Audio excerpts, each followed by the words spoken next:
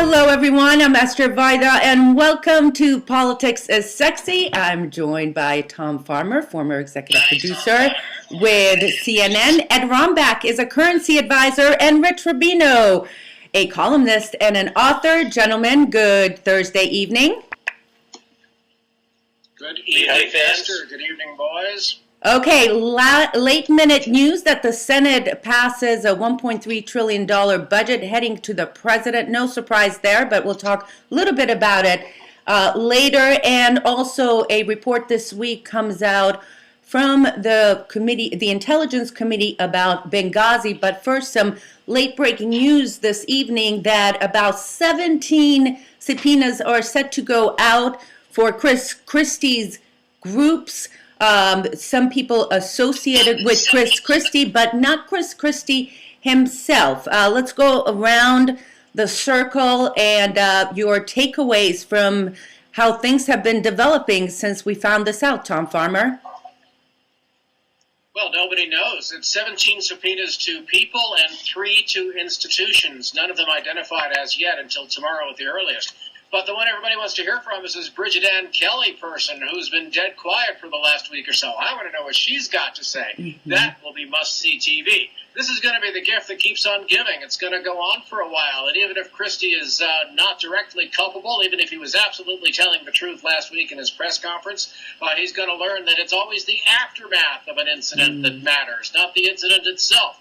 That was the Watergate story, that was Whitewater, that was Monica Lewinsky, and now it's Bridgegate. It's going to go on for quite some time. Yeah, and let's separate a little bit these stories, because there's the Christie story, and then there's the implications of this traffic backup that caused delays for people, for students, for safety officials, apparently aimed at a political foe. And why do you think this story still needs to get some airtime and coverage from that standpoint?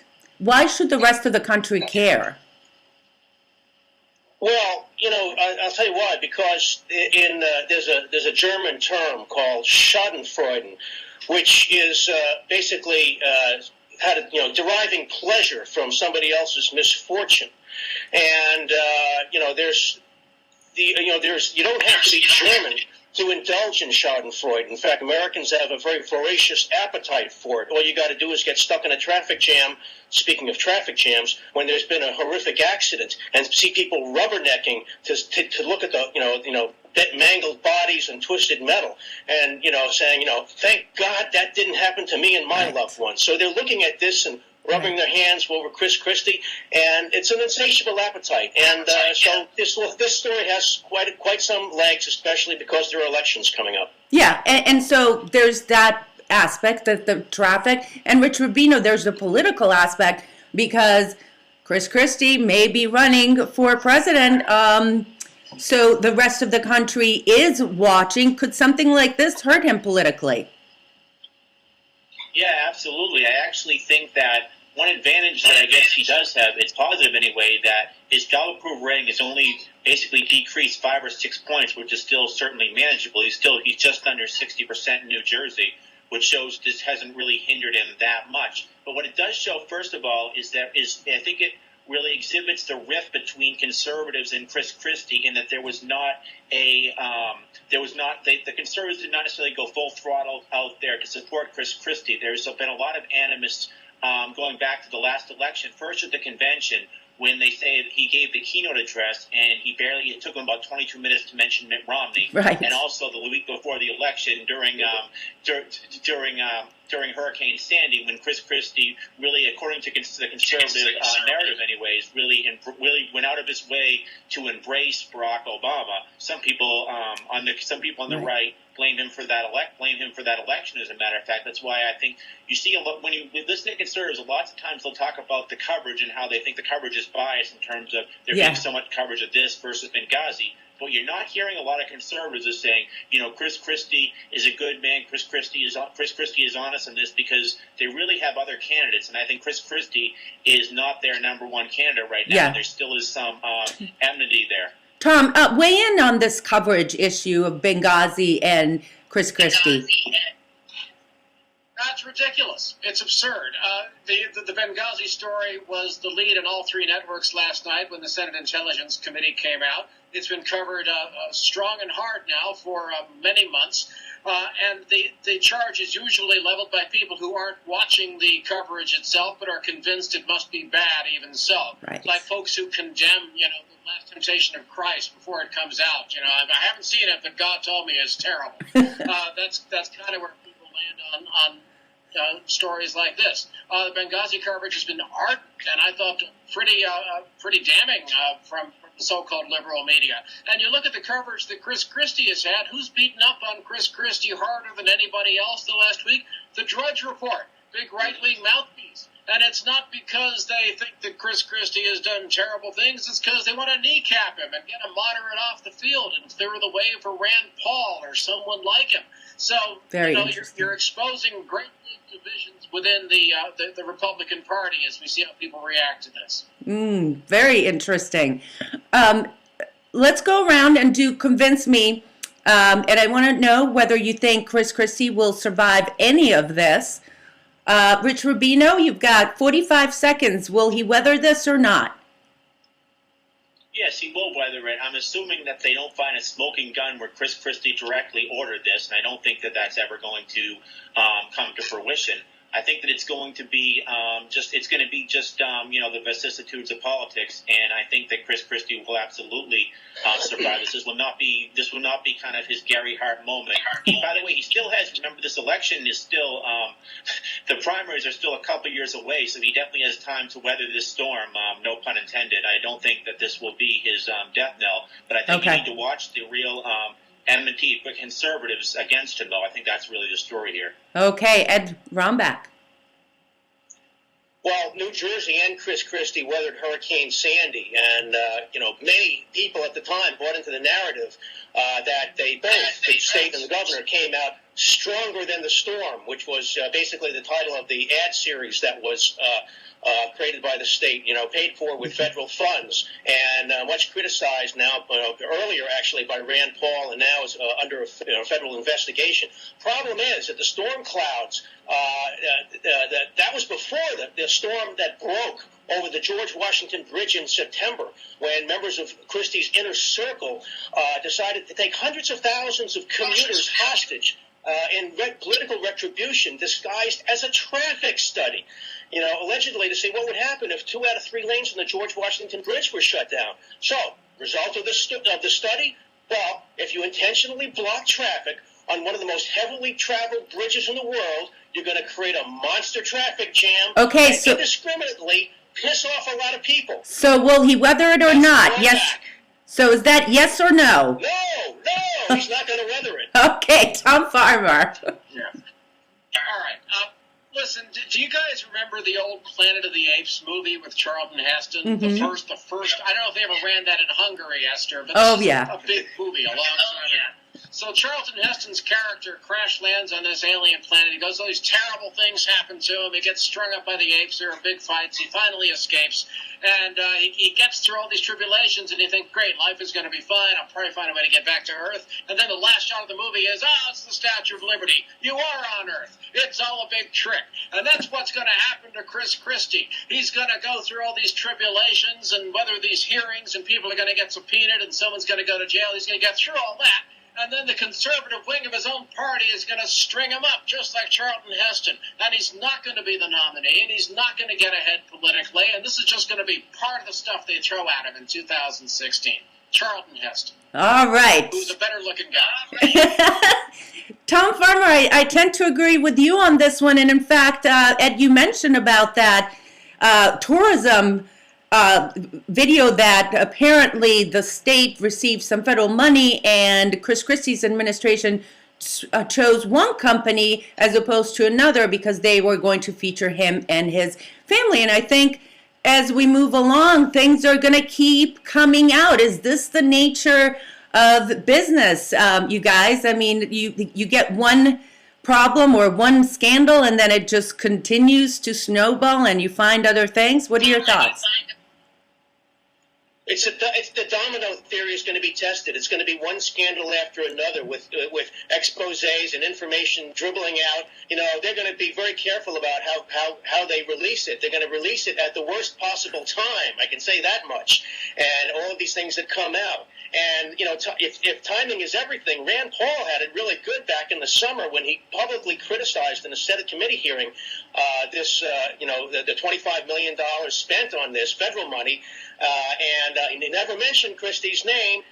He was very clever to avoid doing that, but it was unmistakable who he was criticizing. So, that was a very good move, whether it was prescient or he was in the loop on something or whether it was just lucky. In any case, I bet he'd rather be lucky than smart at this point. Yeah, and Christie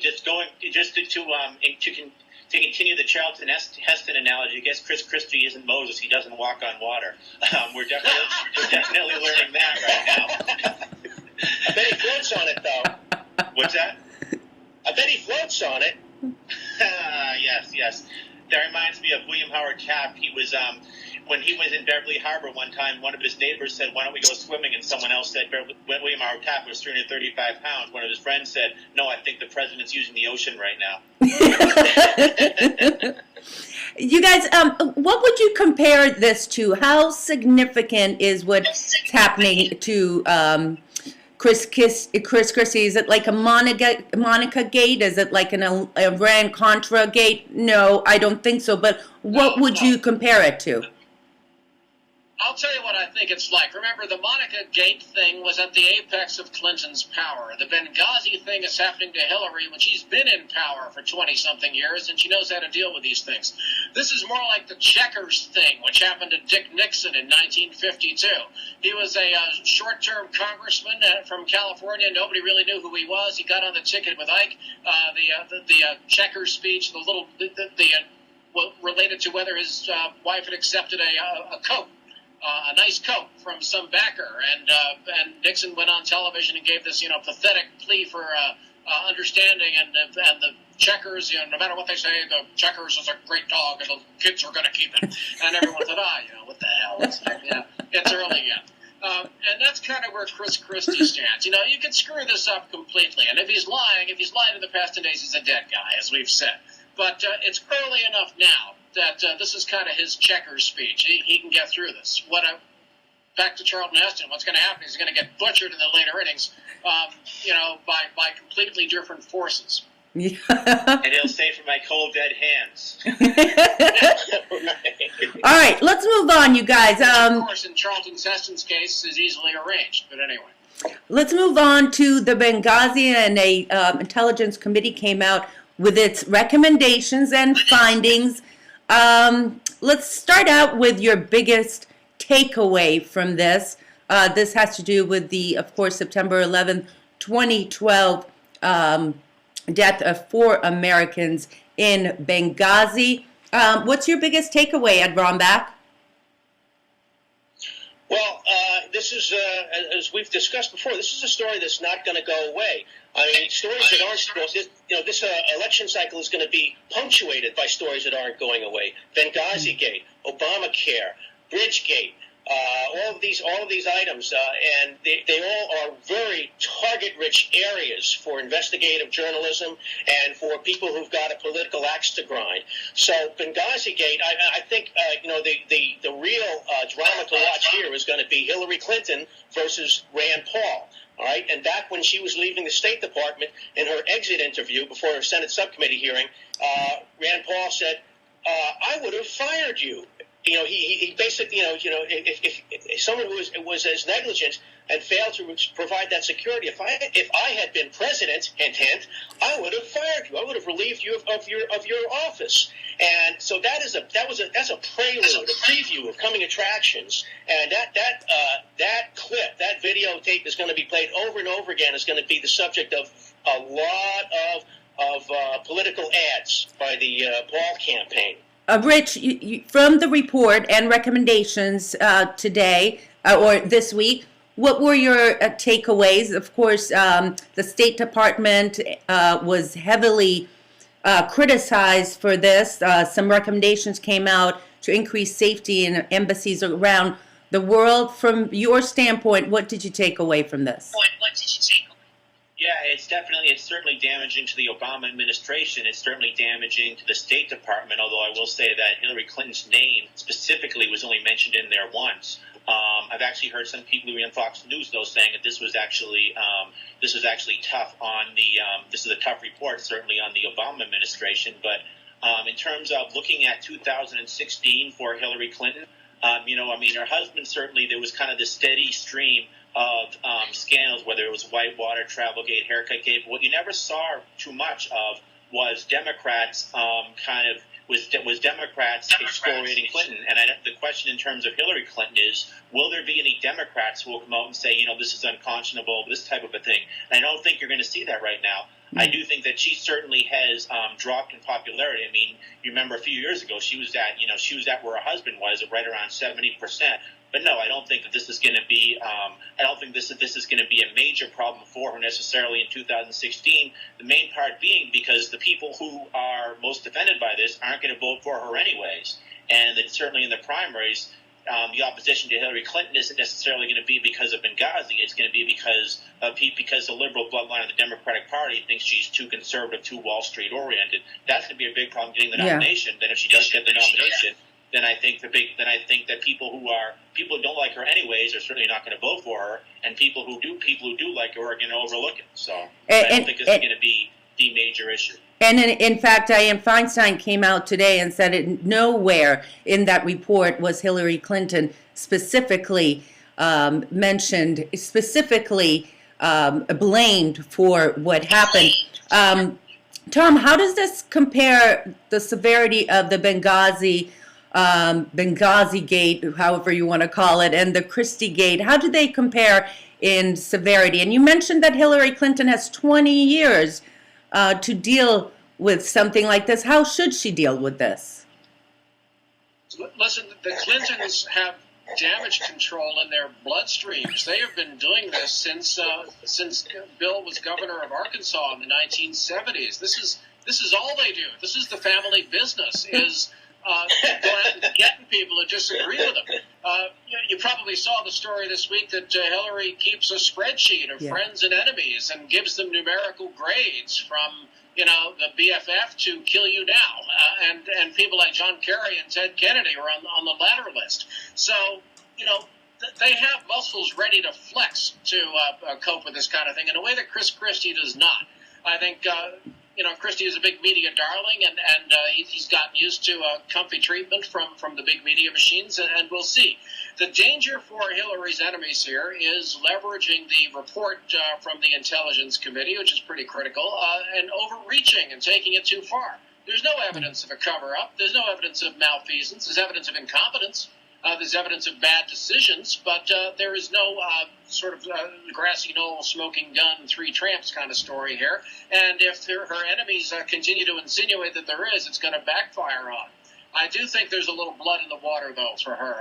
Not for nothing have I read 2 or 3 admiring profiles in the last week of this guy Schweitzer, the governor out of Montana. Former governor, I should say. Rich, what's his first name? Mark Schweitzer. Mark, yeah. And he gives good interview, and he's got some. Okay, there you go. He's got some folks on the left all fired up about him, and it just indicates that Hillary's not going to get to walk in and grab it, and the Benghazi thing just makes it one notch harder. Okay. Let's move on to some of the other news happening. The Senate passes a budget. You guys, I feel like it's just been a few months ago when we had a government shutdown because of disagreements, and all of a sudden, largely under the radar, the Senate comes up with some kind of a spending bill that's heading to the president. What did I miss? Where's the fighting? Where's the Cruz filibuster, Rich Rubino? I think the filibuster are the people who are trying to get into the United States Senate right now. They're the primary opponents running against folks like Thad Cochran or Mitch McConnell. I think that the establishment of both parties wants to kind of take this off the table, but I think that specifically on the right, there's going to be a lot of Tea Party opposition who are definitely going to use this budget and are going to use what they view the Republicans' complacency with the big government agenda of the Democrats. So I think that the people who are going to make this a partisan issue are going to be the Tea Party people who are running against the establishment Republicans, who some of whom supported the budget. Both Democrats and Republicans don't like it. Some like parts of it, others don't like other parts of it. Tom Farmer, does this make it a good budget? Yeah, historically, this is how budgets get done. Everybody finds something not to like. This is you got to put together a simple coalition to get the thing passed. And the idea that everyone holds out until they achieve perfection according to their own personal view, that's a recipe for paralysis and disaster. The big difference between January and October is that the Tea Party doesn't matter anymore. That the leadership has asserted themselves and they're going to govern the country and not kowtow to the most extreme elements in the party. And they've been isolated and proven to be the small minority they are, and the world is moving on. Wow. Ed Rombach, what's your take? Is this the new kumbaya in Washington? It's irrelevant. To quote Newt Gingrich, the budget deal is a bunch of baloney because it's not the real news. The budget, the budget deficit, which is what all the budget is about. Everyone's worried about the budget deficit, this boogeyman. It's imploding. It's shrinking very rapidly, and it's going to leave deficit hawks with little or nothing to complain about sooner than you think. Just this past Monday, the U.S. Treasury announced a $53.2 billion surplus for the month of December. And, Amazing. Most calendar years, the month of December weighs in at a deficit, but this was a surplus. $53.2 billion. 3 months into the government's 2014 fiscal year, the deficit is down 41% from this time a year ago. At this rate, the federal budget deficit will drop to $400 billion by fiscal year end, and that would only make it about 2.3% of GDP. Mm-hmm. That is almost half the average deficit as a percent of GDP during Ronald Reagan's 2 terms in office. Hey, by the way, it reminds me of Bill Archer, who used to be the chairman of the House Ways and Means Committee. He was there right around 99, 2000. He warned about runaway surpluses. By the way, did you guys see the report that was accidentally posted on a government site that China now has a record $1.3 trillion, buys $1.3 trillion of our debt, which is a record-setting number. Japan coming in second. Did you guys see that? Just a few hours ago, got posted. China's not. I mean, Ed, correct me, but China's not the biggest debt holder by a long shot. It's the boogeyman everybody calls out. But there's other parties that hold a greater percentage of American obligations, right? No. China has the largest chunk as a foreign country, but the largest holder. Now, special prize here, extra credit quiz goes to the person who can guess. Who owns the largest amount of U.S. Treasury debt? We do. I think we do. U.S. bondholders. The U.S. Federal Reserve. Ah. The Fed buys up $85 billion a year. They haven't even begun to taper yet, and they've got a balance sheet now that's $4 trillion. Half of it is more than half of it is U.S. Treasuries. The other half is mortgage-backed securities. Okay. So China is up. China can't even shine the Fed's shoes. Yeah. All right, good. Thanks for setting me straight. China. All right, one final topic, real quick. Let's go around the circle for Obamacare. There's some questions about security. There's the world's largest or most experienced hacker, I can't remember his name right now, said that this website is shameful, that it's so easy to get hacked into. What's the latest? What else is going on with Obamacare? Tom Farmer, let's start with you. How's enrollment going? Well, not as good as it ought to, but better than it was 3 months ago, and that the trends are becoming grossly apparent. Whenever there is a youth candidate in a presidential election, they always hold out hope that the youth vote will turn out and get them elected. It usually doesn't, and it usually doesn't show up and save them. Worked for Obama in 2008, not in 2012. Again, they place a lot of faith in the youth vote, which is going to turn up at the last minute. oh, they're disorganized, they're still finding their sneakers, they'll get organized, 2 days before the deadline, turn out and register in droves. I don't think so. When I was 25, I was buying beer with whatever little money I had, not health insurance, and things haven't changed so much. The demographic problem is going to be more acute, not less, as 2014 unreels. And they know what's going on. They just don't care to do anything serious about it because it admits defeat. Rich, more bad news for Obama down the road with Obamacare? Yeah, I don't know how this is necessarily going to get better. They say that, you can never really judge history if you're living in it. So, you go 30, 40 years down the road, maybe there'll be a different result. But right now, I don't know really what is going to happen in terms of the young people who are otherwise, who think they're immutable, who aren't necessarily going to purchase this insurance. I think it's funny you mentioned though about the young voters. I remember Howard Dean also in 2004 talking about how all the young voters were going to come out for him in Iowa and then in New Hampshire, and I guess they decided to stay home that day. But Barry Goldwater, it's just like when they talk about the non-voters, they talk at 64, they talk about how all these millions of people don't vote. When these people come out and vote, the problem is they never actually come out and vote, and they're non-voters, I guess, for a reason. So that is definitely an issue, and certainly young voters have soured on Barack Obama. And Go ahead, Tom. And so have late night. Just to add briefly, I don't know if you watch Jimmy Kimmel in the evenings, but he's been running a series of scathing fake PSAs aimed at young people, which just crucify Obamacare. And the theory being that his audience has a lot of 20-somethings in it. The PSAs basically point to them and say, we're old, we're over 60, we got cheap health care. Thanks, guys, you paid for it, you're going to keep paying for it. There's a lot of bitter truth in there, The system only works if those young people agree to pay for my prescriptions, essentially, and I can't imagine why they want to, So the problem isn't going to solve itself, and the media and opinion makers aren't on the White House's side. Yeah, very interesting. All right. Go ahead, Ed.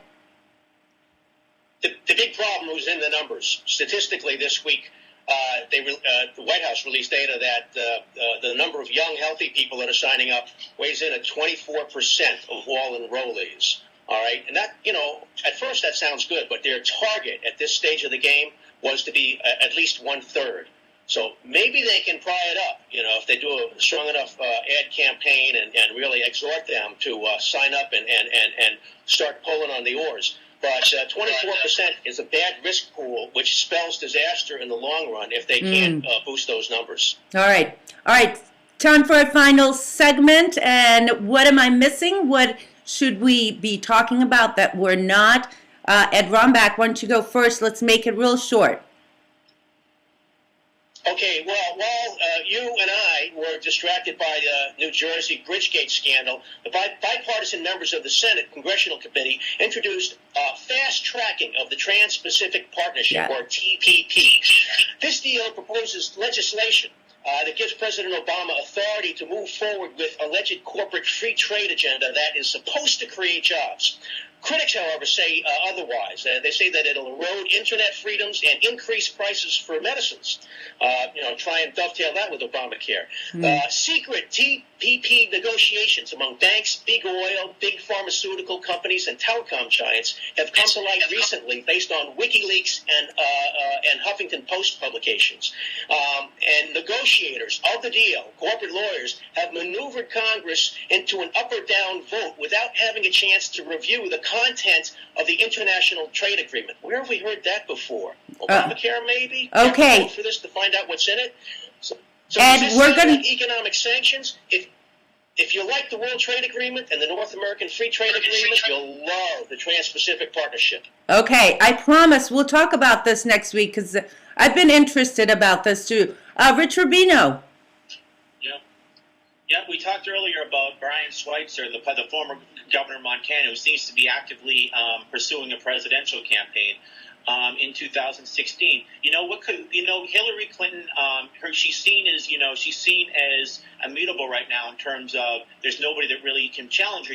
This could actually work to the benefit of one challenger. You see, Jerry Brown, the former governor of California, said that he will not run. Howard Dean saying he's endorsing Hillary. Martin O'Malley, the current governor of Maryland, the outgoing governor, says he'll only run if Hillary doesn't run. What if there's only one person that consolidates all the anti-Hillary vote? And I'm not talking about a gadfly, but somebody like Schweitzer who actually has some political experience and has some charisma. You could have an experience like in 2000 when Al Gore was able to get John Kerry, Dick Gephardt, and everybody else out of the race. But what happened was Bill Bradley was the one candidate who took up all the progressive votes. Paul Wellstone didn't enter that race. So as a result, you had Gore against Bradley. You had one against one. And I think Hillary Clinton would be in a lot more advantageous position if there were 6 or 7 legitimate candidates running against her, splintering the anti-Hillary vote. You could just have Hillary Clinton against the anti-Hillary Clinton, and that could make this primary process worn out for a long period of time. Okay, Tom Farmer. A very prominent UK defense authority, Sir Hugh Strachan, has given an extraordinary interview in the press, which came out this week. He's an advisor to the Chief of Defense Staff in London. An astonishing attack on President Obama. He said Obama is clueless. His Syria policy is crazy. Obama has no sense of what he wants to do in the world. His dithering over Syria has left the odds of an Islamic fundamentalist government taking hold there post-Assad much more likely. He's essentially left everything worse.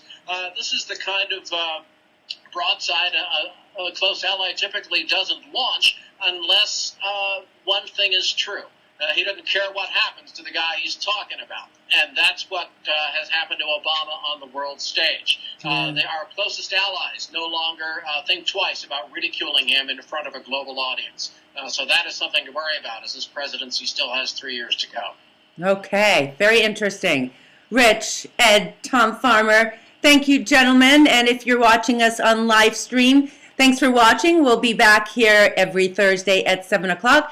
And you can also catch replays on YouTube or check out our Politics is Sexy Facebook page. Sir Charleston Hefton would really enjoy this show, I believe. Gentlemen, thank you for a great show. Very insightful. Thank you. Good night, everyone. Thanks, guys. Thanks, Good night. Eszter. Thanks for joining us, everyone. Good night.